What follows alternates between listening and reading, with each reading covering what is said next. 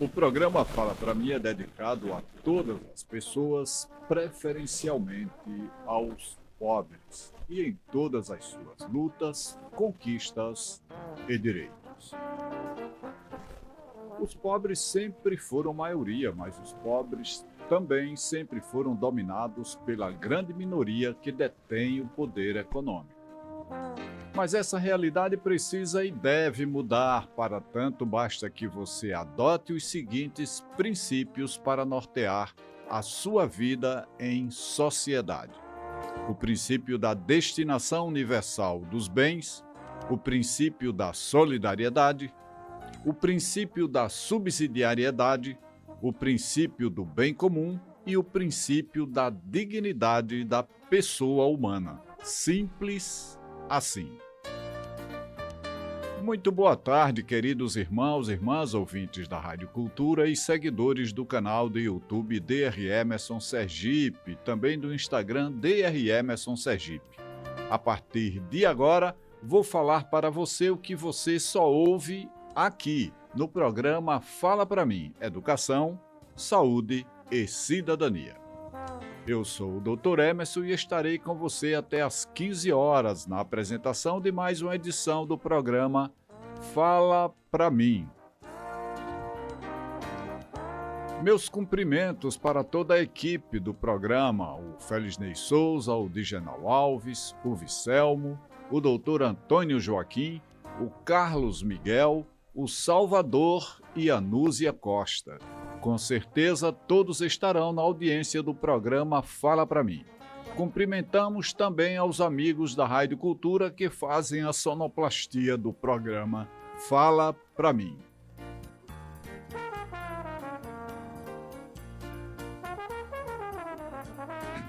Sempre lembrando que o programa Fala Pra Mim é um oferecimento da Clínica Dermoestética.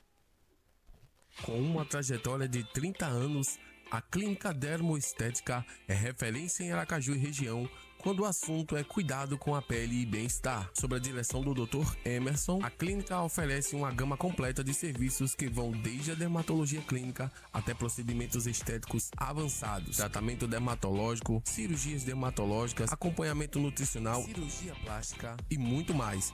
Estamos situados na Avenida Engenheiro Hernan Centurion, 540 Jardim, com os telefones 999457211 ou 32137560. Dermoestética, sempre acompanhando os avanços da dermatologia.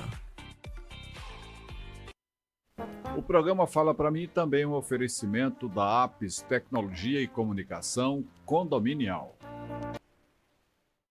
Conheça a Apis Tecnologia, segurança e inovação para o seu condomínio ou empresa. A Apis Tecnologia é referência em solução moderna para segurança e gestão condominial em todo o Brasil.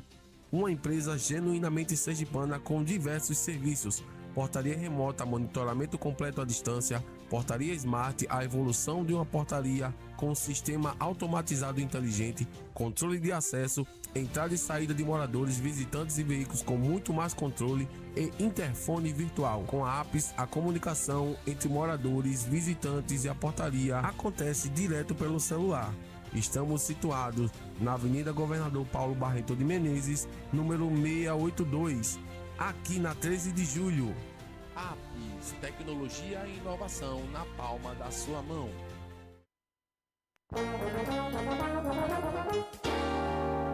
O programa Fala Pra Mim também tem o apoio cultural do Conselho Nacional do Laicato do Brasil na Arquidiocese de Aracaju.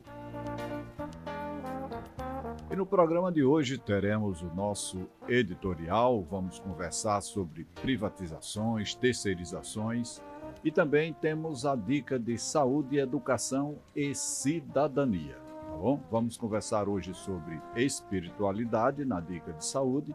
E no tema educação, vamos continuar discutindo aqui a nossa realidade social. E para você participar do grupo de WhatsApp do programa Fala Pra Mim, envie uma mensagem para os números 999826704, repetindo 999826704. e também para o número 999569454. Repetindo, 999569454. Solicitando então a sua participação em nosso grupo de WhatsApp. Você vai receber as comunicações do programa Fala Pra Mim, vai receber link tanto para o programa Fala Pra Mim quanto para o podcast Fala Pra Mim, tá bom? E temos recebido sugestões de pessoas com relação a temas que poderíamos discutir aqui no programa Fala Pra Mim. Um programa que é feito para você e pode também ser feito por você.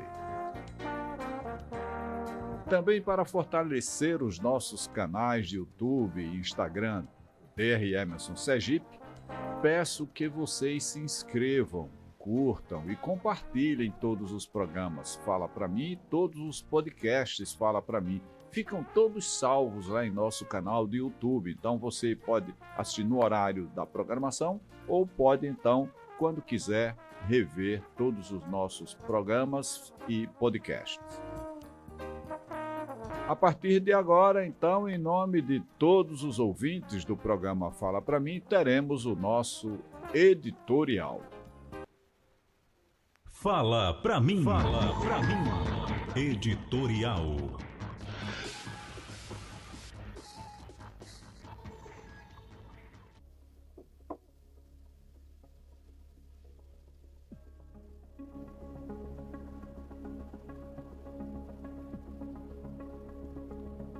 Meus amigos e minhas amigas, a principal divergência está na pergunta: quem administra melhor determinados serviços, o Estado ou a iniciativa privada? Os defensores da privatização enfatizam eficiência, investimentos e redução da interferência política. Os críticos destacam a necessidade de preservar o interesse público, a universalização dos serviços e o controle de setores estratégicos. Na prática, muitos países adotam modelos mistos, combinando empresas privadas, empresas estatais e agências reguladoras para buscar equilíbrio entre eficiência econômica e interesse social. O debate sobre a privatização de empresas públicas envolve argumentos econômicos, sociais e políticos. Não existe uma resposta única, pois os resultados dependem do setor, da forma como a privatização é realizada e da qualidade da regulação estatal. Citemos argumentos favoráveis à privatização. Maior eficiência administrativa. Empresas privadas tendem a ser pressionadas pela concorrência e pela busca do lucro, o que pode levar a maior produtividade, redução de desperdícios e melhor gestão dos recursos. Menor interferência política. Empresas estatais podem ser utilizadas para atender interesses partidários, indicações políticas e objetivos eleitorais. A privatização pode reduzir essas interferências. Redução dos gastos públicos. Quando uma estatal é deficitária, o governo frequentemente precisa aportar recursos para mantê-la. A privatização transfere esse custo para a iniciativa privada. Atração de investimentos. Empresas privatizadas podem captar recursos mais facilmente, investir em inovação, expandir serviços e modernizar sua infraestrutura. Foco do Estado em funções essenciais. Defensores argumentam que o Estado deve concentrar esforços em áreas como saúde, educação, segurança e justiça, deixando atividades econômicas para o setor privado. Aumento da competitividade. Em setores abertos à concorrência, a privatização pode estimular a disputa por consumidores, melhorando preços e qualidade dos serviços. Agora vamos destacar alguns argumentos contrários à privatização. Busca do lucro acima do interesse público. Empresas privadas têm como objetivo principal gerar retorno aos acionistas, o que pode levar à redução de investimentos em áreas menos lucrativas ou socialmente importantes. Risco de monopólios privados. Quando não há concorrência efetiva, a privatização pode simplesmente substituir um monopólio estatal por um monopólio privado, sem benefícios para os consumidores.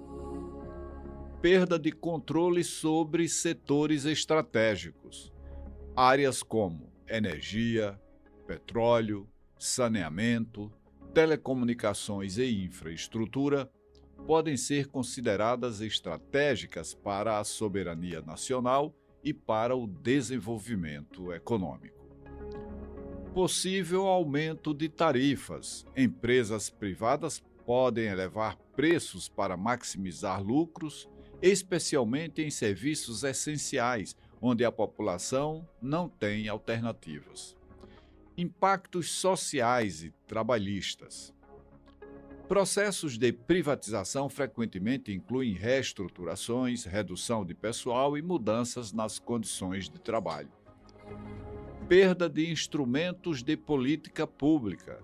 Empresas estatais podem ser usadas para promover desenvolvimento regional, universalização de serviços e investimentos de longo prazo que nem sempre interessam ao setor privado. Exemplos frequentemente citados nessa questão da privatização. Defensores da privatização costumam apontar casos como a privatização da antiga estatal de telecomunicações, a Telebrás, argumentando que houve ampliação do acesso à telefonia e à internet. Críticos citam experiências em setores de energia, transporte e saneamento em diversos países, onde ocorreram aumentos tarifários ou dificuldades de universalização dos serviços. Você avalia que a privatização da DESO trouxe melhorias, principalmente para a população empobrecida, que já enfrenta tantas dificuldades para a sua subsistência? E aí, houve melhoras ou não? Pense nisso.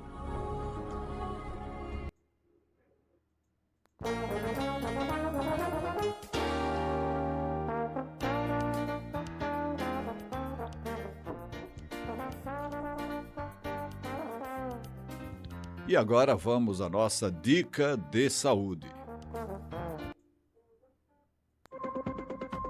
Fala pra mim, dicas de saúde.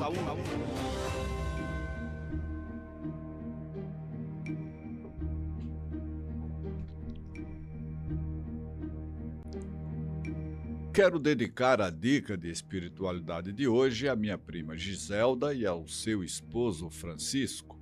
Eles que são pessoas do bem, são católicos coerentes com as palavras e a prática que Jesus nos ensinou.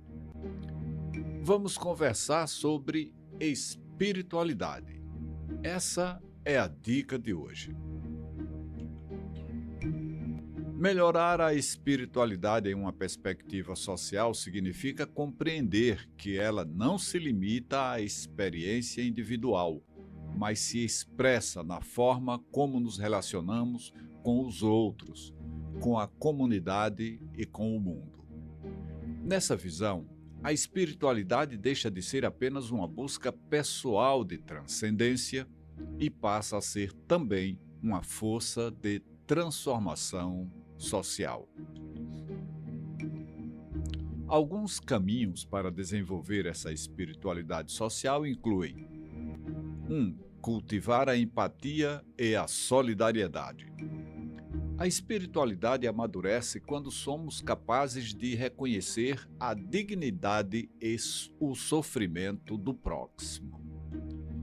Praticar a escuta, a compaixão e a ajuda mútua fortalece os laços humanos e contribui para uma sociedade mais fraterna. Participar da vida comunitária. Grupos religiosos, associações de bairro, organizações sociais, movimentos culturais e iniciativas voluntárias são espaços onde a espiritualidade pode se concretizar em ações coletivas voltadas ao bem comum. Promover a cultura do diálogo. Uma espiritualidade social valoriza o respeito às diferenças e a construção de pontes entre pessoas, crenças e visões de mundo distintas. O diálogo reduz conflitos e fortalece a convivência democrática. Praticar a justiça social. Não basta apenas aliviar o sofrimento, é preciso também enfrentar suas causas. Uma espiritualidade comprometida com a sociedade busca combater a pobreza, a exclusão, a discriminação e todas as formas de injustiça. Desenvolver a gratidão e a responsabilidade coletiva. Reconhecer que dependemos uns dos outros. Ajuda a superar o individualismo. A gratidão pela vida e pelos bens recebidos pode se transformar em compromisso com a construção de uma sociedade melhor. Cuidar da criação e do meio ambiente. A espiritualidade social também envolve a responsabilidade com as futuras gerações. O cuidado com a natureza expressa respeito pela vida em todas as suas formas. Unir reflexão e ação. A oração, a meditação e o silêncio interior são importantes, mas encontram sua plenitude quando inspiram atitudes concretas de amor, serviço e compromisso com a comunidade. Então vamos agora apresentar uma síntese de tudo o que falamos. Sob uma perspectiva social, a espiritualidade pode ser entendida como a capacidade de transcender os interesses individuais para promover o bem comum. Ela, a espiritualidade, se manifesta quando transformamos valores como amor, compaixão, justiça, solidariedade e fraternidade em práticas concretas na vida cotidiana. A transformação pessoal e a transformação social caminham juntas.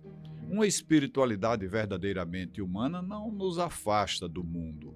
Ao contrário, nos torna mais conscientes de nossa responsabilidade na construção de uma sociedade mais justa, solidária e fraternal. E aqui encerramos as nossas dicas de saúde.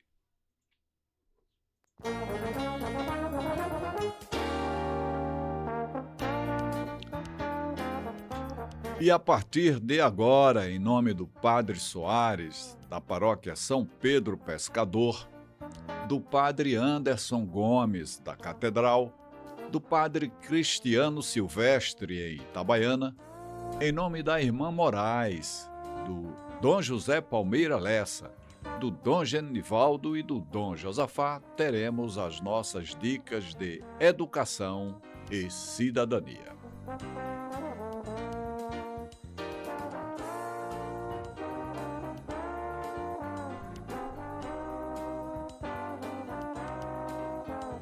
Meus amigos e minhas amigas, se acheguem, aumentem o volume do seu rádio ou da sua televisão. Em nossa dica de saúde de hoje, continuaremos discutindo temas relacionados ao nosso cotidiano e que impactam nossa vida de alguma forma. Vamos discutir fatores reais do nosso cotidiano, mas sempre comparando com a perspectiva do mundo ideal. Tipo, e se fosse assim? Ou tipo, e por que não é assim? E ao mesmo tempo vamos discutir algumas soluções, sempre na perspectiva do bem comum. Em resumo, vamos continuar usando a metodologia da comparação entre o estado ideal e o estado real, de modo que possamos sempre, coletivamente, fazer as transformações sociais necessárias para o bem de todas as pessoas. E isso é possível, basta pensarmos e agirmos coletivamente. Mas antes de iniciar a nossa dica de cidadania de hoje, quero aqui cumprimentar aos meus amigos, Quero cumprimentar aqui neste momento a dona Marlene e a sua irmã Vitória e também ao seu Edmilson, que é o esposo da dona Marlene. Que essa semana nós trocamos muitas mensagens porque o aniversário do seu Edmilson foi no dia 9 e a gente, então, desejou um feliz aniversário para o seu Edmilson e aqui a gente renova muita saúde, muita felicidade, muita paz e muita luz na vida de todos vocês, de toda a família. E no dia seguinte, ao dia 9, eu estive mudando de ciclo, eu estive aniversariando. E aí, a dona Marlene, o seu Edmilson e a dona Vitória lá de Maceió, irmã da dona Marlene, mandou então desejar um feliz aniversário. Então, muito obrigado, agradeço a todas as pessoas que se manifestaram.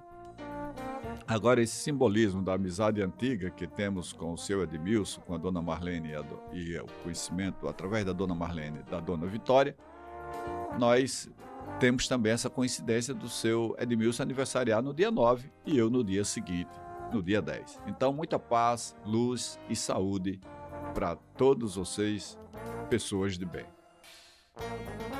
Bom, então vamos iniciar essa caminhada, que fazemos aqui semanalmente entre o mundo real e o mundo possível, E essa possibilidade está muito diante do que construímos, porque é a partir da individualidade, como dissemos em nossa dica de espiritualidade, é a partir do que somos que nós construímos a sociedade que temos, Então é importante que cada um contribua de modo positivo para a nossa humanização e não, com as nossas escolhas e os nossos atos, contribuirmos para a nossa desumanização. Isso não pode nem deve acontecer. Então vamos começar fazendo as nossas perguntas. Você acha que vivemos em uma sociedade justa? E faço essa pergunta me dirigindo a todas as pessoas que me escutam nesse momento, das pessoas que me veem nesse momento. Me escutam pela Rádio Cultura 107,5 ou me veem pelo canal de YouTube DR Emerson Sergipe. E aí, meus amigos? E aí, minhas amigas? Meus queridos amigos e amigas ouvintes do programa Fala Pra Mim. Você acha que vivemos em uma sociedade justa? Responde para você mesmo, reflete, repensa sobre tudo isso, porque de tudo isso depende o nosso bem viver em sociedade, depende o nosso bem comum. E quero perguntar agora especificamente aos meus amigos Jorge do Santa Lúcia, Carlos Alberto do Orlando Dantas e ao Márcio Giovanni, que é sociólogo, porque são amigos que estão sempre querendo discutir temas relacionados à cidadania, temas relacionados à vida plena em sociedade. Esses amigos que são cidadãos plenos de direito, Então, sempre questionando aqui, nós trocamos mensagens e essas pessoas estão sempre questionando o nosso viver coletivo, o nosso viver em sociedade. E aí, meus amigos, a pergunta que fiz para todos os ouvintes do Fala Pra Mim e também estou especificando aqui para vocês, vocês acham que vivemos em uma sociedade justa? dar aqui um tempinho para que as pessoas possam refletir, possam metabolizar, digerir esse processo reflexivo que estamos tentando, né, aqui promovendo e propondo para as pessoas. E continuando com nossas perguntas, uma outra pergunta que vem logo em seguida é: todas as pessoas, todas elas, sem distinção, têm acesso democrático ao saber? Olha, a gente costuma ouvir que a educação, né, é um grande fator de inclusão social. As pessoas pobres ou empobrecidas, nós vamos discutir já daqui a pouco essa diferença entre pobre e empobrecida. As pessoas empobrecidas, elas precisam de oportunidades, e uma oportunidade fundamental é a oportunidade do acesso democrático ao saber. E o que quer dizer acesso democrático ao saber? Nós precisamos dar oportunidades iguais para todas as pessoas, né? Todas as pessoas têm que ter a mesma oportunidade de acesso a uma educação de qualidade. Isso é fundamental para que possamos ter uma sociedade justa, uma sociedade que democratize. Então começa a grande porta de inclusão social. Ela é aberta quando a gente oferece a todas as pessoas uma educação de qualidade. Então, vamos continuar aqui com nossas perguntas e agora quero aqui estimular e fazer a incitação ao meu amigo Miguel, lá do bairro Cidade Nova, a minha amiga Eva Cecília, lá na Atalaia, ouvinte assíduo aqui do programa Fala Pra Mim e uma cidadã que gosta de discutir a sua realidade social. Também ao meu amigo Batista, lá no Siqueira Campos, né, que a gente já se conhece há muitos anos e bate um papo semanalmente com relação ao desenvolvimento aqui do programa Fala Pra Mim. Quero também aqui incluir nessa conversa as minhas amigas Jocilene e Lúlia e a minha comadre Maria, todas lá no bairro Industrial. Então vamos com mais perguntas e as pessoas vão refletindo e nós vamos desenvolvendo aqui uma linha de raciocínio. A pergunta agora é: todas as pessoas têm a mesma oportunidade de acesso a uma educação de qualidade? Ou seja, existe mesmo essa tal de democracia na oportunidade de acesso ao saber? Todas as pessoas têm acesso a uma educação de qualidade? Se tem, ótimo, é uma sociedade justa. Se não tem, é lamentável. Aí começa a ser estruturado o processo de injustiça social.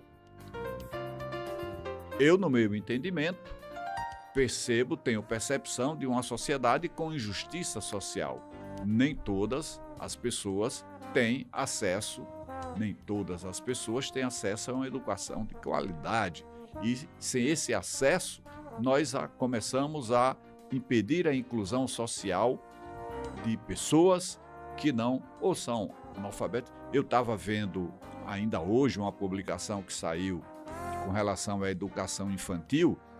Sergipe está um dos piores desempenhos, segundo esse dado que nós observamos aqui. Só tem pior do que aqui no Brasil, só pior do que Sergipe, só Rio Grande do Norte. No mais, veja, Sergipe é o penúltimo estado em capacidade de acesso a uma educação de qualidade para as suas crianças presentes nas escolas públicas. Então, Sergipe precisa melhorar muito o seu desempenho, né? São dados que estão circulando aí, inclusive a fonte indica que é do próprio MEC, tá bom? Então, precisamos ver isso. Então, qual é a solução para isso? Que todos nós precisamos lutar por uma educação de qualidade para todas as pessoas, independente de classe social, raça ou sexo. Então, todas as pessoas precisam ter uma educação de qualidade.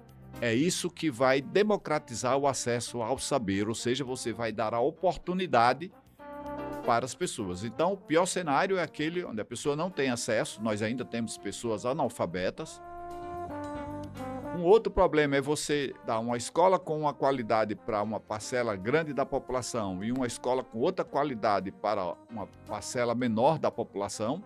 O que a gente precisa é dar oportunidade de acesso a uma educação de qualidade para todas as pessoas, independente de classe social, raça ou sexo. Isso é o que chamamos de democratizar o acesso ao saber. O nosso estado, falo aqui do município, do estado de Sergipe, o nosso estado brasileiro, não podem negar uma oportunidade de acesso a uma educação de qualidade a nenhum cidadão, a nenhuma cidadã em nosso país, tá? Então, as mesmas perguntas poderiam ser feitas para ir a um acesso de qualidade à saúde, um acesso à moradia, um acesso ao emprego e renda, um acesso a um saneamento ambiental. Todas as pessoas têm um sistema de esgotamento de qualidade que funciona, tem um sistema de abastecimento de água com qualidade que funciona, e a segurança pública, e o sistema de transporte coletivo. Tudo isso funciona bem para a maioria da população? Então são essas perguntas. Nós tomamos como base aqui o acesso à educação, que é talvez o acesso mais estruturante, que vai dizer sobre o futuro dessa sociedade, é como ela está democratizando o acesso ao saber para a sua população. Mas essa pergunta pode ser feita: e o acesso à saúde, moradia, emprego, saneamento ambiental, segurança pública, transporte coletivo, e aí a gente vai avaliando a qualidade do serviço público que é entregue à população. É assim que nós temos que estar avaliando, numa perspectiva coletiva. Não é, quanto é que isso está me beneficiando? O que é que eu estou, na minha individualidade, me beneficiando com isso? Isso não importa, isso só nos desintegra, nos desumaniza, tá? Continuemos então com a nossa conversa. A maioria da população tem dificuldade em todas essas áreas, essa é a nossa avaliação, ou seja, avaliando aqui o estado real. Então nós temos um estado real de injustiça social, e isso se estrutura a partir de quê? Da falta de acesso ao saber e de todas essas precariedades que nós estamos falando aqui, no sentido do acesso à saúde, educação, moradia, emprego e renda, saneamento ambiental, enfim.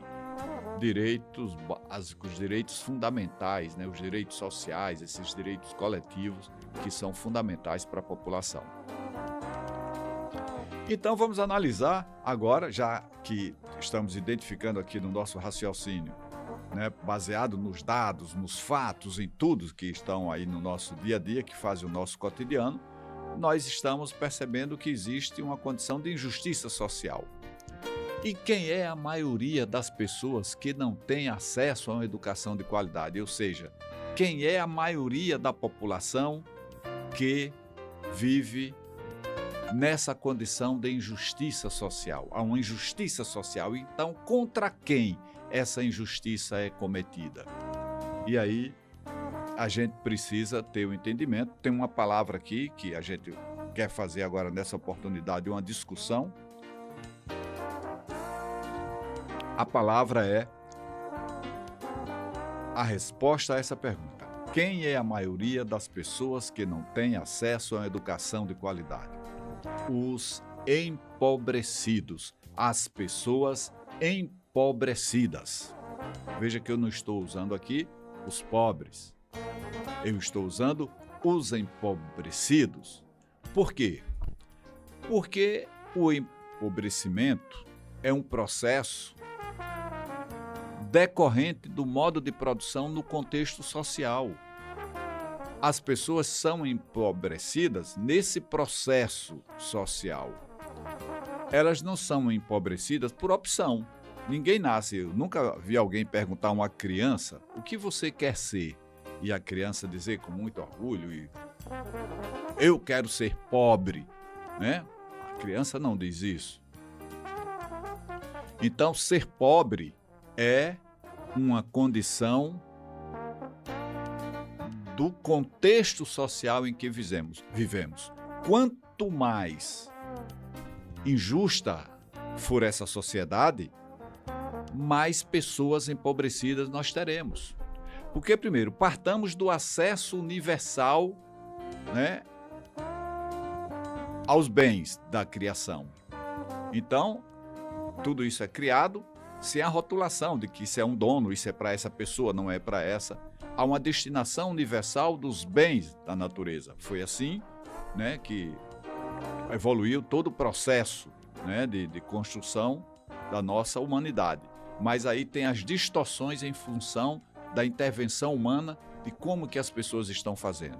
Então, o empobrecimento, ele acontece no contexto social, político, filosófico e cultural das populações. Ou seja, eu disse aqui já em outros programas que as cidades se constituem a partir do conflito dos desejos, né? Entre o desejo que umas poucas pessoas podem ter de querer acumular muito, com muita ganância, e, consequentemente, vai faltar para a maioria da população. Então, é esse conflito que produz a injustiça social, e aí isso nós temos que entender no contexto social, político, filosófico, cultural, porque nós somos, né, o passado não pode ser esquecido, nós temos que nos referir sempre ao contexto social, ao passado, de como nós nos constituímos, para entendermos o nosso presente. E é esse presente, é a qualidade desse presente que vai interferir no nosso futuro. Então, é importante entendermos aqui, neste momento do programa, a diferença entre o significado das palavras pobre e empobrecido, né? Imaginemos que nasceram duas crianças nesse momento aqui em Aracaju. Nasceram nessa manhã duas crianças. Uma de um bairro periférico, de um bairro onde predomina a população empobrecida, e outro num bairro onde predomina a classe média alta. Nasceram as duas crianças. Então, veja, elas foram fecundadas pelo mesmo processo fisiológico. Todo o processo de fecundação, de formação do embrião, de formação ali do feto, o crescimento daquele novo ser, ele passa por um processo fisiológico que é semelhante. As condições de nutrição das mães, a condição de assistência médica, né, do acesso à saúde, aí essas condições podem variar, mas o processo fisiológico é o mesmo. Claro que essas variações sociais que acontecem na condição de vida daquelas duas mães, daquelas mulheres que estão gestantes, nesse nosso relato que estamos fazendo aqui, a condição de vida delas vai impactar na saúde que possa ter aquela criança. Mas o processo é o mesmo, fisiológico. Então, desde a fecundação a todo o desenvolvimento e durante média de 9 meses, vai ser tudo igual. Agora, nasceram hoje, então, duas crianças, uma no bairro periférico e outra no bairro classe média alta. Vamos fazer agora uma projeção. Como será a vida dessas pessoas?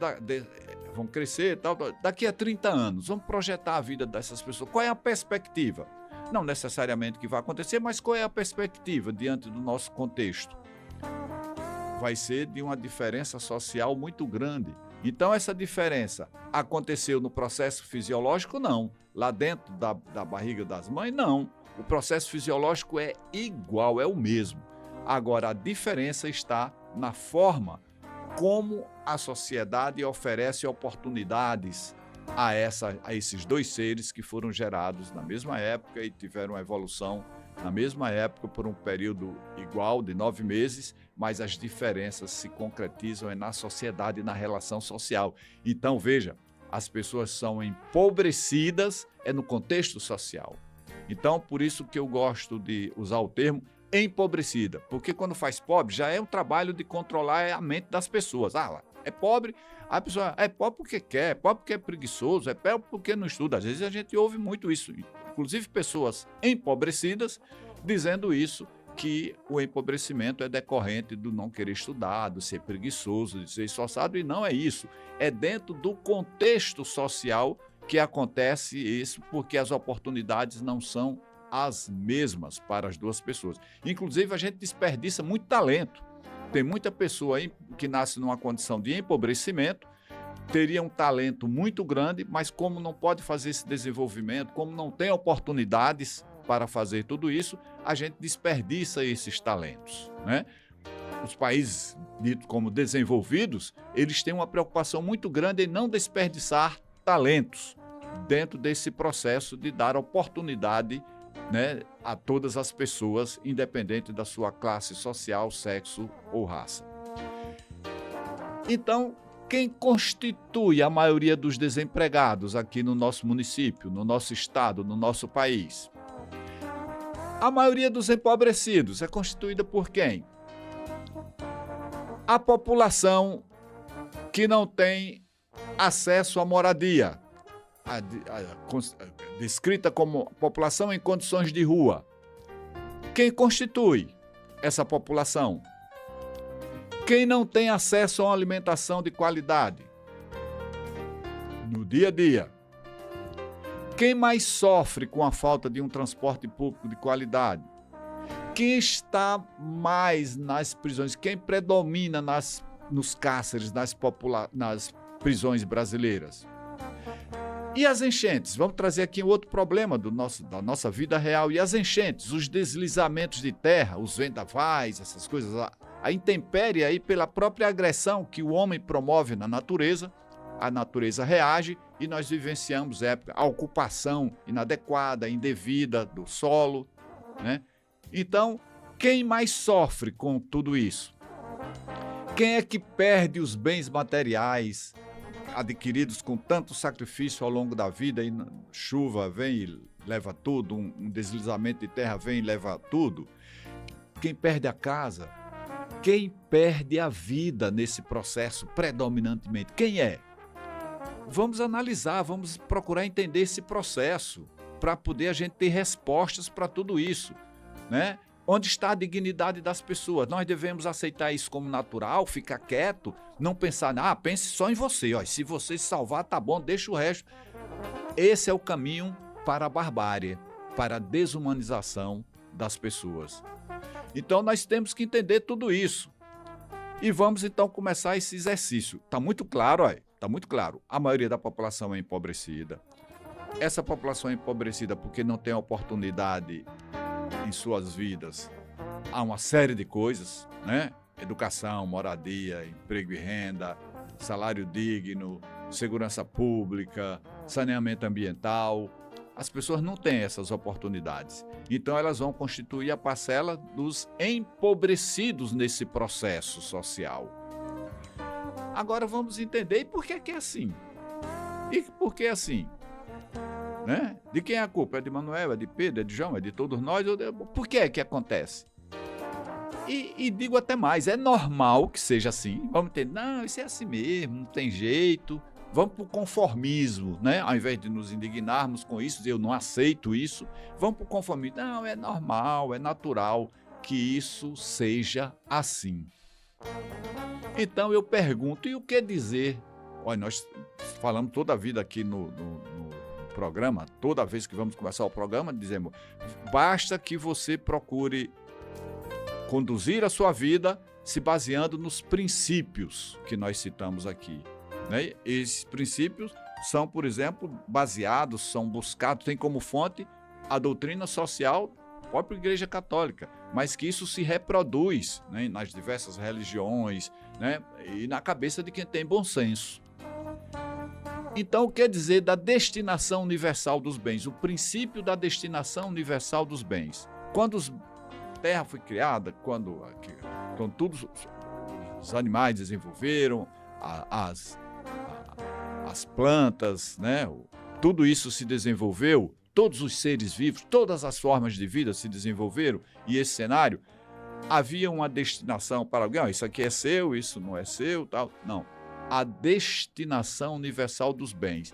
Então, A injustiça se caracteriza que tem uma pequena parte, com tanto e uma porção de gente sem nada. Isso aqui é injustiça social. Então, será que isso não poderia ser melhor distribuído, sem tanta injustiça? Distribuir melhor. Não é que não pode existir umas pessoas que têm mais, outras que têm menos. É impossível, né? Uma utopia talvez inalcançável. Todo mundo vai ter tudo igual no mundo inteiro. Não, não é assim. Mas o que não pode haver, também da mesma forma, é essa desigualdade social, é essa injustiça social. Então, o princípio aí que está sendo desrespeitado é o princípio da destinação universal dos bens. Nós precisamos de justiça distributiva, né? De justiça que considere solidariedade, subsidiariedade, para que a gente possa ter uma vida com qualidade, preservando a dignidade das pessoas. Tá?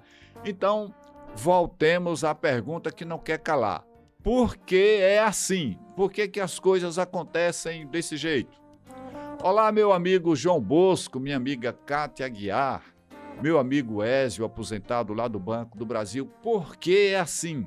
Vamos estar respondendo todos a essa pergunta que não quer se calar. Por que é assim?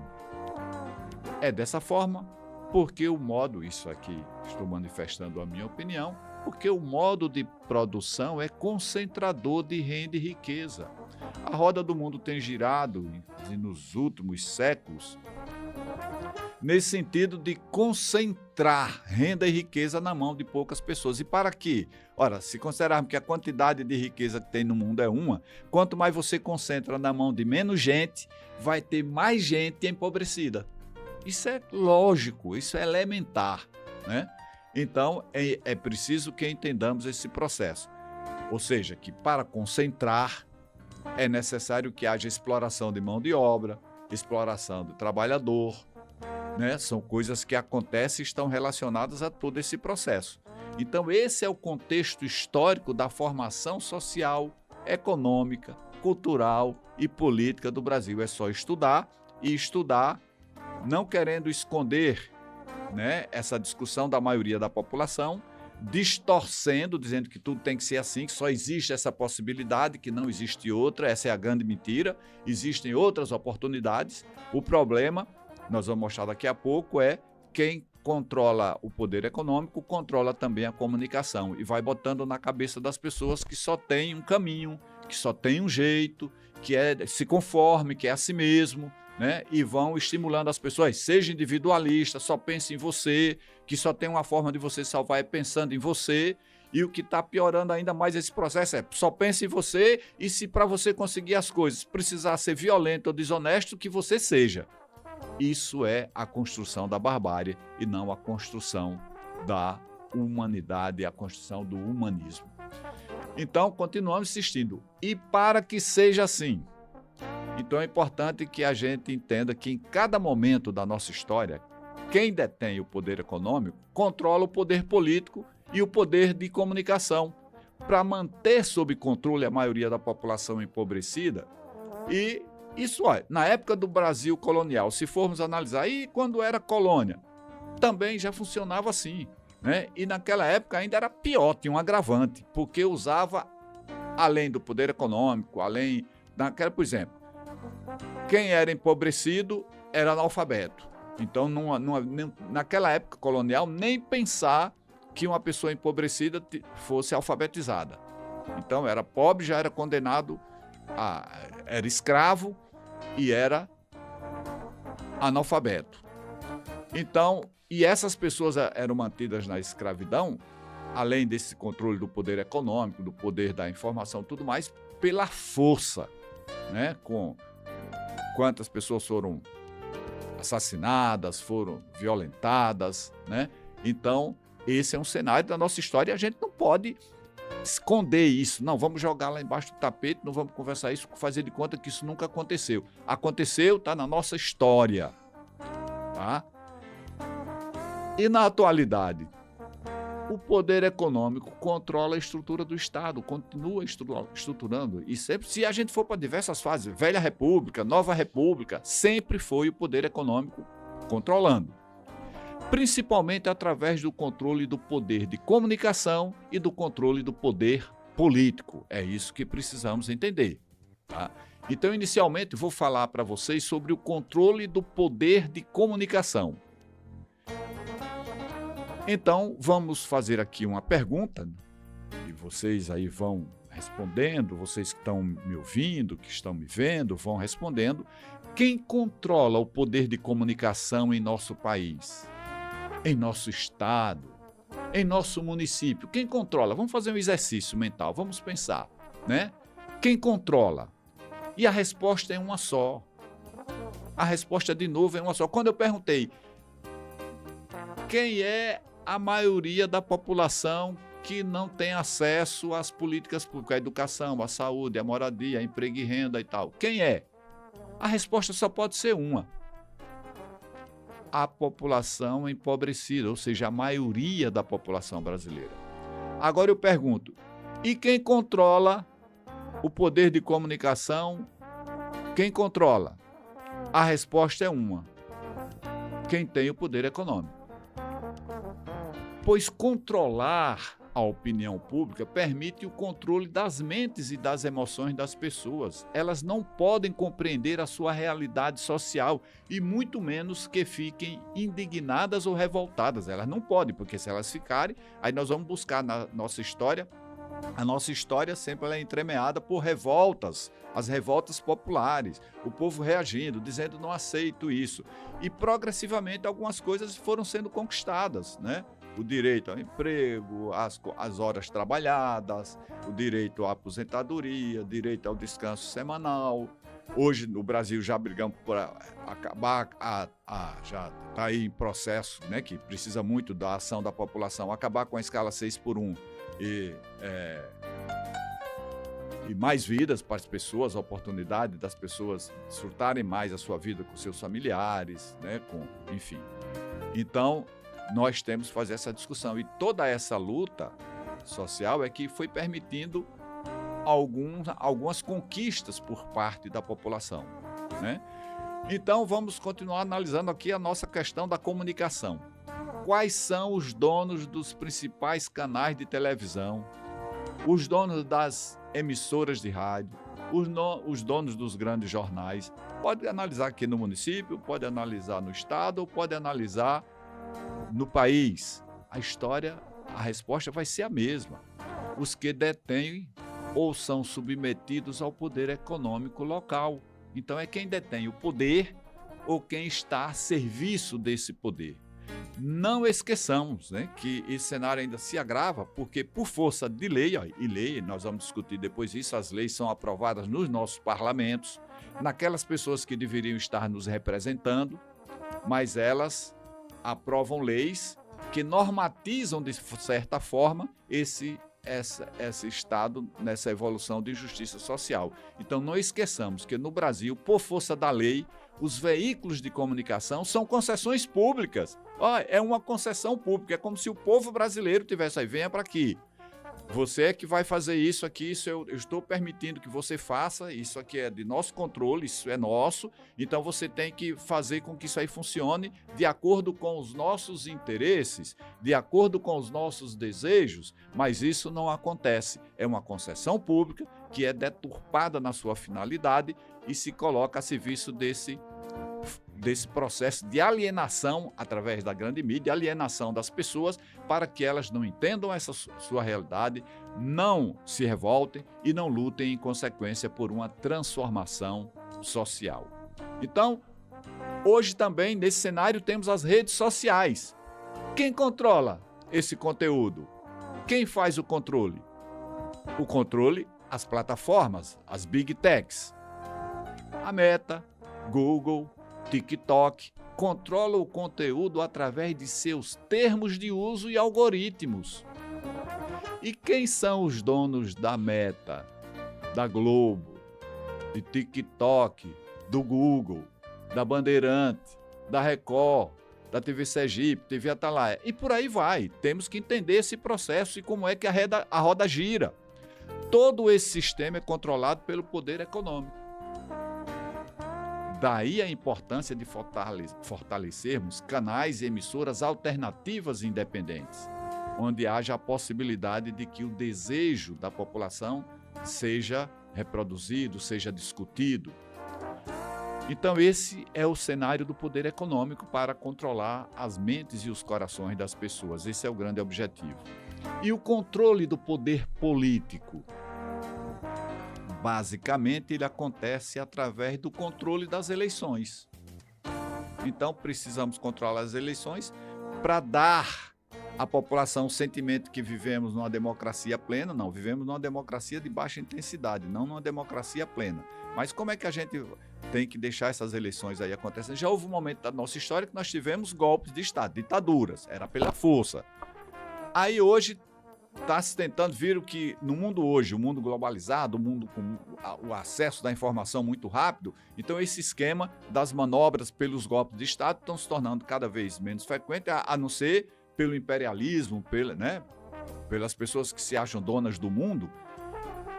Mas isso não está acontecendo. Então estão dizendo, não, precisamos ganhar o poder através das eleições, pela forma democrática, né? Vamos legitimar o nosso poder com o apoio das urnas. Então, como é que a gente faz, né, para controlar todo esse processo através das eleições? E veja só, pela nossa Constituição, os únicos poderes, repare só, os únicos poderes, eu estou falando aqui de poder econômico, que é o poder que está no controle de tudo aqui na Terra, né? Está no controle de tudo, o poder econômico. Então, os poderes instituídos aqui no Brasil, para além do poder econômico, pela nossa Constituição, os únicos poderes que emanam do povo são os poderes legislativo, de fazer as leis, e o executivo, de administrar o país, os estados e os municípios. A maioria dos políticos eleitos, vereadores, deputados estaduais, federais, senadores, prefeitos, governadores e presidente da República, a maioria não representa o povo. E como é que tudo isso acontece? Eles vivem dizendo aí, fazem campanha, dizendo eu sou representante do povo, eu quero defender o povo, tá? Sempre nos discursos.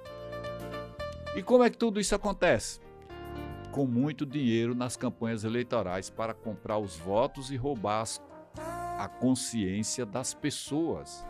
E dessa forma o poder econômico ser representado nos parlamentos e nos governos, e não o poder das pessoas. Aquilo que a Constituição diz, o poder emana do povo. Ele deixa de emanar porque esse poder é usurpado pelo poder econômico, que vai eleger, né, políticos, representantes do poder econômico e não da população, fazendo com que haja o controle político do Estado.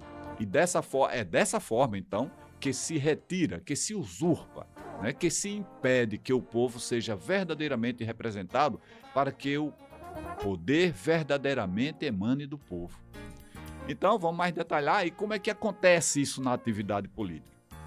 Primeiro, existe todo um aparato legal, as leis, né? Todo esse aparato legal é aprovado pelos parlamentares brasileiros. Leis que, em sua maioria, atendem aos interesses de quem detém o poder econômico e não em nome do povo. Isso até confere legalidade às leis, mas negam a legitimidade, porque essas leis não representam a expressão do desejo e da necessidade da maioria da população. As leis, muitas vezes não representam o poder que emana do povo. Então, leis que aprovam o fundo eleitoral, as emendas parlamentares, além de contribuir, para ficar só nesses exemplos, além de contribuírem para o crescimento da corrupção em nosso país, elas propiciam a manutenção na atividade política de uma grande quantidade de políticos que não representam a população. Ainda essa semana tivemos notícia, o Ministério Público está em cima, investigando a questão das emendas parlamentares aqui no município de Aracaju. E isso acontece no Brasil inteiro. Essa história da emenda, no fundo, é uma possibilidade que a gente não pode afastar, a gente tem que pensar sempre.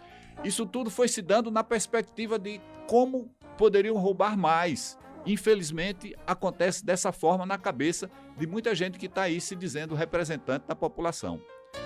Além de que o ambiente da atividade política, o ecossistema político, digamos assim, atrai para o seu domínio pessoas que muitas vezes são incompetentes para os cargos ou exercem ou são desonestas no exercício dos cargos, ganham sem comparecer ao trabalho, Onde precisa de 5, os servidores aí tem 10, 20, 50, aí ainda usam, os maus políticos ainda usam, vamos privatizar porque está tudo inchado. Está inchado porque são eles que promovem esse inchaço, esse fisiologismo, esse nepotismo.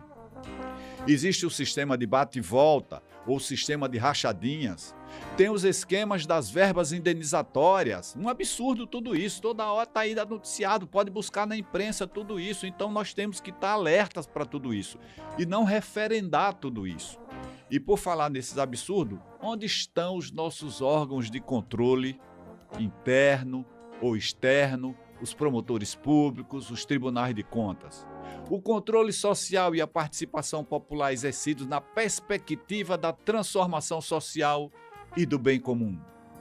Temos muito para falar, continuaremos falando nos próximos programas, porque já chegamos ao final de mais uma edição do programa Fala Pra Mim, essa tribuna livre aqui na defesa do bem comum e da dignidade das pessoas. Fiquem em paz, fiquem com Deus e até o próximo sábado com mais a edição do programa Fala Pra Mim. E na próxima segunda-feira teremos o podcast que vai falar sobre o cuidado com queimaduras, tá bom? Um abraço, fiquem em paz e até a próxima semana.